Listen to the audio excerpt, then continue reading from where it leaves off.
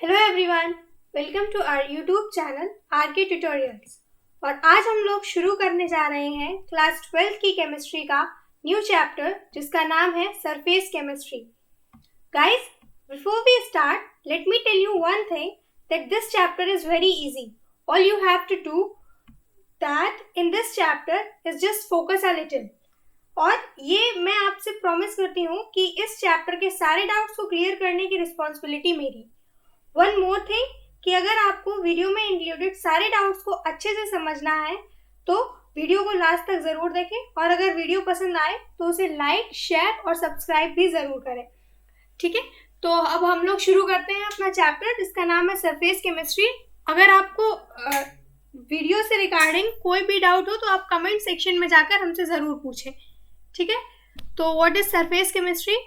The branch of chemistry which deals with the nature of surface and the phenomena occurs at the surface or interfaces is called surface chemistry. Means जब chemistry की वो branch जो surfaces पे जो phenomena occurs होते हैं, means surfaces पे जैसे आप देखते होंगे कि अगर आप अपना कोई भी ऑब्जेक्ट कुछ देर के लिए एटमॉस्फेयर में फ्रीली छोड़ देते हैं तो उस पर एक डस्ट की लेयर जम जाती है, या फिर अगर ह्यूमिडिटी एटमॉस्फेयर में है तो एक हल्की सी पानी की लेयर भी आ जाती है.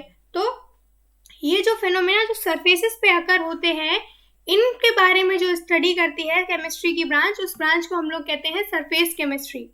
ठीक है, तो बेसिकली ये पूछा नहीं जाता है, just introduction about the chapter. अब हम लोग शुरू करते हैं अपने चैप्टर्स के टॉपिक. पहला टॉपिक है हमारा adsorption. What is adsorption? The phenomena of attracting and retaining. Retaining मतलब जिस तरह से अट्रैक्टिंग का just opposite the word is retaining. जितना अट्रैक्ट होता है उतना ही किसी एक्सटर्नल प्रेशर या एक्सटर्नल फोर्स पे मॉलिक्यूल्स का बाहर जाना, उस सरफेस से, जिस सरफेस पे वो अट्रैक्ट हुए हैं उस सरफेस से बाहर जाना, is called retaining. Phenomena of attracting and retaining the molecules of a substance at the surface of a solid और लिक्विड. ठीक है, resulting into higher concentration of molecules on the surface than in the bulk is called adsorption. Adsorption, यहाँ पे याद रखिएगा कि ये word absorption नहीं है, इट्स एड्सॉर्प्शन. एब्जॉर्प्शन जो फेनोमेना होता है वो पूरे, अभी आगे वो टॉपिक भी है, बट अभी आपका डाउट क्लियर कर देती हूँ कि एड्सॉर्प्शन पढ़ रहे हैं हम लोग, ना कि एब्जॉर्प्शन पढ़ रहे हैं. एब्जॉर्प्शन जो होता है वो सरफेस के साथ साथ बल्क में भी अकर करता है, मतलब ऑब्जेक्ट के जो बल्क पार्ट होता है उसमें भी अकर होता है, लेकिन एड्सॉर्प्शन जो होता है वो सिर्फ सरफेस पे अकर करता है. तो एड्सॉर्प्शन पे क्या होता है कि जो हमारे मॉलिक्यूल्स होते हैं दूसरे सब्सटेंस के, वो फर्स्ट ऑब्जेक्ट पे अट्रैक्ट हो जाते हैं, इससे सरफेस पे कंसंट्रेशन बढ़ जाती है देन इन द बल्क. इस प्रोसेस को हम लोग कहते हैं एड्सॉर्प्शन. ठीक है, like water vapours on silica gel. अभी आपको मालूम होगा कि सिलिका जेल एक एड्सॉर्बिंग सब्सटेंस है. ठीक है, सिलिका जेल एक एड्सॉर्बिंग सब्सटेंस है. सिलिका जेल वाटर वेपर्स को एड्सॉर्ब कर, वैक्यूम क्रिएट करने में बहुत हेल्प करता है. तो ये क्या करता है कि अगर हमें कहीं पे बहुत हाई वैक्यूम क्रिएट करना है तो हमने कुछ वैक्यूम तो क्रिएट कर लिया अपनी मशीन्स के थ्रू, बचे हुए जो एयर पार्टिकल्स और वाटर पार्टिकल्स को भी हमने जब रिमूव करना है तो हम सिलिका जेल का यूज़ करते हैं या फिर एक्टिवेटेड चारकोल का यूज़ करते हैं.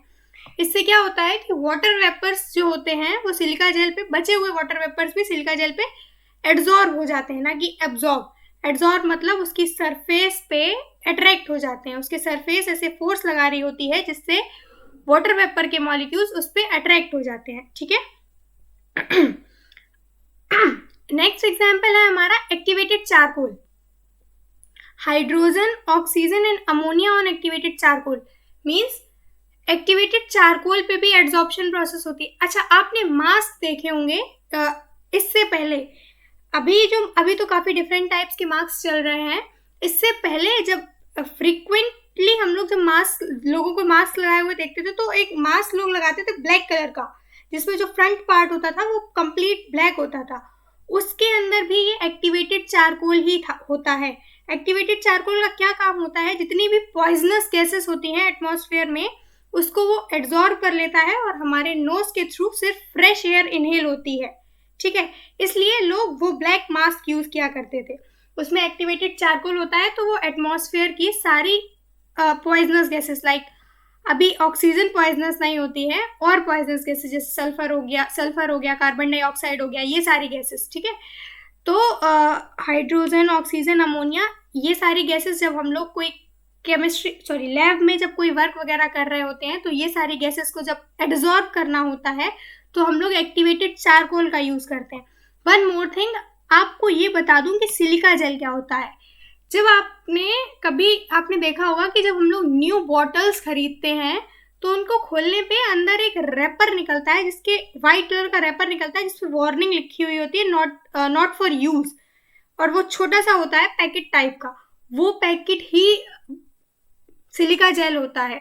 वो बॉटल में ह्यूमिड ना आ जाए, और अगर ह्यूमिड आए तो बॉटल में स्मेल ना हो, इसके लिए वो पैकेट उसमें रख दिया जाता है, ताकि अगर ह्यूमिड आए बॉटल में तो ये सिलिका जेल बचा हुआ सारा ह्यूमिडिटी एब्जॉर्ब कर ले, ठीक है। तो एब्जॉर्प्शन क्या है कि किसी भी सरफेस पे, किसी भी सॉलिड या लिक्विड की सरफेस पे गैसेस के मॉलिक्यूल्स का या फिर अदर लिक्विड या सॉलिड के मॉलिक्यूल्स का अट्रैक्ट होना, मोस्टली गैसेस जल्दी अट्रैक्ट होते हैं, ठीक है।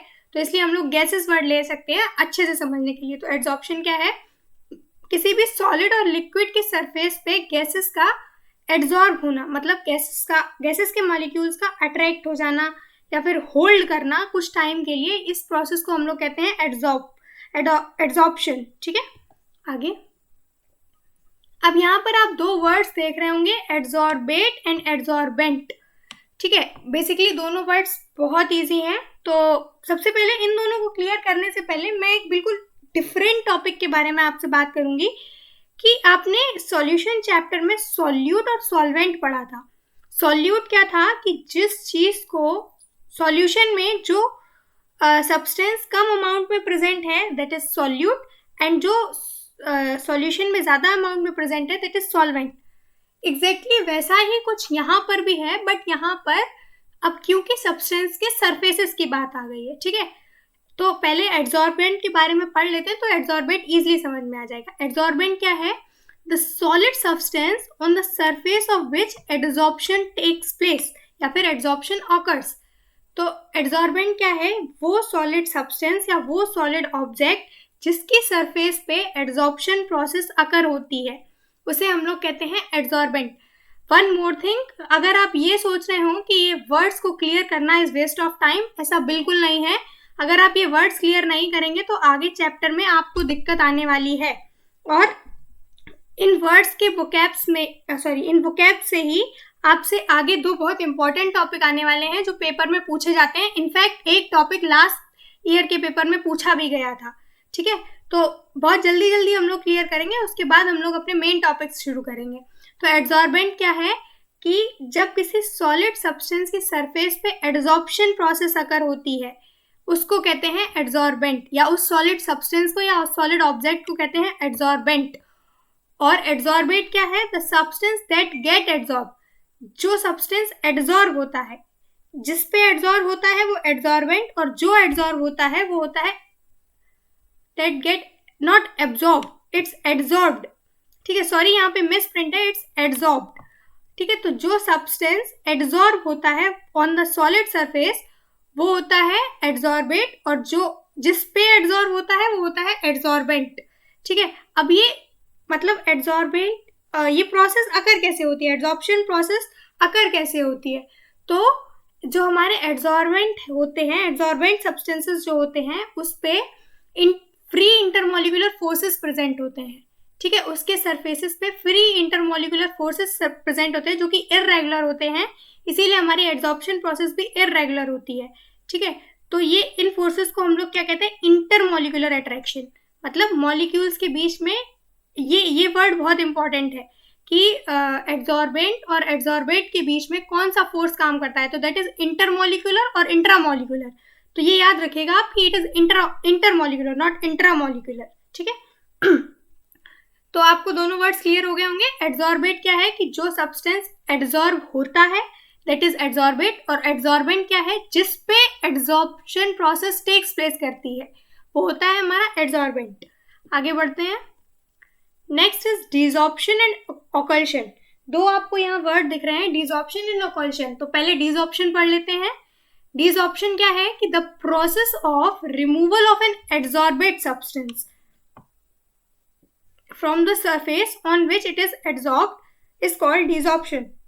अभी जब हम लोग एड्सॉर्प्शन के बारे में पढ़ रहे थे तो एक वर्ड आया था रिटेनिंग, ठीक है। तो अभी मैंने आपको समझाया था कि या तो मॉलिक्यूल्स का अट्रैक्ट होना या फिर उसी अमाउंट में मॉलिक्यूल्स का, जब हम एक्सटर्नल प्रेशर या एक्सटर्नल फोर्स दें तो मॉलिक्यूल्स का एड्सॉर्बेंट की सरफेस को छोड़ना इज कॉल्ड एड्सॉर्प्शन। इसी तरह से डिसॉर्प्शन क्या है? डिसॉर्प्शन जब जो हमारे एड्सॉर्बेट के मॉलिक्यूल्स हैं उनको एड्सॉर्बेंट की सरफेस से हम लोग रिमूव करते हैं, उस पूरी प्रोसेस को कहते हैं डिसॉर्प्शन। तो the process of removal of adsorbate substances from the surface on which it is adsorbed is called desorption, ठीक है। जब एड्सॉर्बेट के मॉलिक्यूल्स को एड्सॉर्बेंट की सरफेस से रिमूव करते हैं या खुद से वो रिमूव होते हैं, इस प्रोसेस को हम लोग कहते हैं डिसॉर्प्शन। खुद से कैसे रिमूव हो सकते हैं? खुद से इन द सेंस प्रेशर कम कर दिया या फिर फोर्स कम कर दिया, ठीक है। तो जब ये हम लोग एक्सटर्नल फैक्टर्स अप्लाई करते हैं तो इससे डिसॉर्प्शन प्रोसेस अकर होती है, ठीक है। नाउ ऑकल्शन, ये इंपॉर्टेंट वर्ड है, आपसे पूछा जा सकता है, ठीक है। तो व्हाट इज ऑकल्शन? ऑकल्शन क्या होता है? The phenomena of adsorption of gases on the surface of metal. Gases का मेटल सरफेस पे एड्सॉर्ब होना इज कॉल्ड ऑकल्शन। मतलब जब गैसेस, जैसे गैसेस हमारी अमोनिया हो गई और हाइड्रोजन हो गया और भी गैसेस, जब ये सारी गैसेस मेटल की सरफेस पे एड्सॉर्ब होती हैं तो इस प्रोसेस को हम लोग ऑकल्शन कहते हैं। कॉमन वर्ड में एड्सॉर्प्शन कह सकते हैं, बट ये पर्टिकुलर वर्ड यूज हुआ है जब गैसेस मेटल पे एड्सॉर्ब होती हैं, तो इस प्रोसेस को हम लोग ऑकल्शन कहते हैं, ठीक है। आपने देखा होगा कि आयरन पे रस्टिंग होता है, तो ये एक पूरा प्रोसेस होता है, इस पे गैसेस का, ह्यूमिडिटी का और ये सब, जब इन सब सारे फैक्टर्स को मिलके रिएक्शन प्रोसीड होती है तब हमारे आयरन में रस्ट लगती है।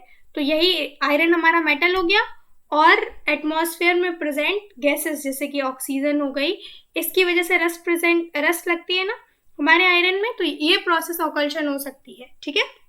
आगे ओके, अब आया है वर्ड एब्जॉर्प्शन। अभी तक हम लोग पढ़ रहे थे एडजॉर्प्शन, ठीक है। कंफ्यूज मत होइएगा, I repeat again, adsorption process जो होती है वो सिर्फ सॉलिड और लिक्विड की सरफेसेस पे होती है। अभी मैं आपको आगे या फिर अगले वीडियो में ये भी बता दूंगी कि सॉलिड और लिक्विड वर्ड ही क्यों यूज कर रही हूँ मैं एडजॉर्प्शन के लिए, बार बार गैसेस वर्ड क्यों नहीं यूज कर रही हूँ, अभी नहीं बताऊंगी, क्योंकि अगर अभी बता दिया तो आपको समझ में भी नहीं आएगा, ठीक है। तो अब्जॉर्प्शन, अब वर्ड आया है एब्जॉर्प्शन। मैंने पहले भी अभी बताया था आपको एब्जॉर्प्शन क्या है। एब्जॉर्प्शन जितना प्रोसेस सरफेस पे अकर होता है उतना ही बल्क में भी अकर होता है, ये होता है एब्जॉर्प्शन। मतलब the phenomena in which substance is uniformly distributed through out the bulk, it is the penetration of the substance through the surface into the bulk, ठीक है। मतलब पहले सरफेस पे हुआ एब्जॉर्प्शन, फिर स्लोली इनसाइड द सब्सटेंस जिस पे absorption हुआ उसके अंदर बल्क में भी जब उस सब्सटेंस का पेनिट्रेशन होने लगा तो इस प्रोसेस को कहेंगे हम लोग absorption.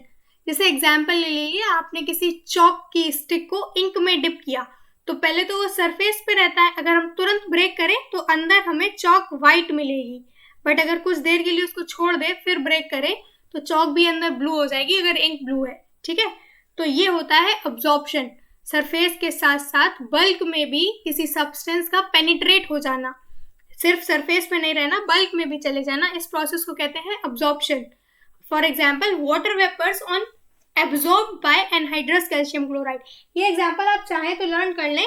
Water vapours are adsorbed by silica gel and absorbed by anhydrous calcium chloride, ठीक है। ओके, आगे बढ़ते हैं। आपको क्लियर हो गया होगा, अगर आपको कोई भी डाउट हो तो आप कमेंट सेक्शन में जाकर हमसे पूछ सकते हैं। ओके, अभी वर्ड आ रहा है जॉर्प्शन। गाइज ये बहुत ज्यादा इंपॉर्टेंट है, लास्ट ईयर के पेपर में ये 1 मार्क्स में पूछा गया टॉपिक है, ठीक है। तो जॉर्प्शन अगर एक इजी लैंग्वेज में कहें तो जॉर्प्शन क्या है कि जब एब्जॉर्प्शन और एडजॉर्प्शन दोनों प्रोसेस एक साथ टेक्स प्लेस करते हैं, इस पूरे फेनोमेना को हम लोग जॉर्प्शन कहते हैं। Means it is the process in which adsorbate dissolve into adsorbent and passes into the bulk of an adsorbent. Means पहले प्रोसेस सरफेस तक रहती है, means adsorbate dissolves into adsorbent, पहले सरफेस पे, उसके बाद धीरे धीरे ये एडजॉर्बेंट में डिसॉल्व होना शुरू हो जाता है and then passes into the bulk. This process is called absorption. Absorption और अब्जॉर्प्शन दोनों एक साथ हो रहे हैं, पहले सरफेस पे हो रहा है, उसके बाद it penetrates into the bulk. ठीक है, तो इस प्रोसेस को हम लोग एब्जॉर्प्शन कहते हैं। दस जैसे पहले सरफेस तक लिमिटेड था, जब कोई हमारा सब्सटेंस किसी सॉलिड और लिक्विड की सरफेस पे एड्जॉर्ब हो रहा था तब तक ये एड्जॉर्प्शन था, और जब बल्क में भी पेनिट्रेट होने लगा तो ये अब्जॉर्प्शन में चेंज हो गया। ठीक है, तो जब moreover absorption and adsorption both process takes place simultaneously, तो इस प्रोसेस को कहते हैं एब्जॉर्प्शन। ठीक है, ओके, तो ये हमारा लास्ट टॉपिक था। Thank you guys for watching the video till and, और मैं आपके लिए आगे नेक्स्ट टॉपिक भी बहुत जल्द ही लेकर आऊंगी। Thank you.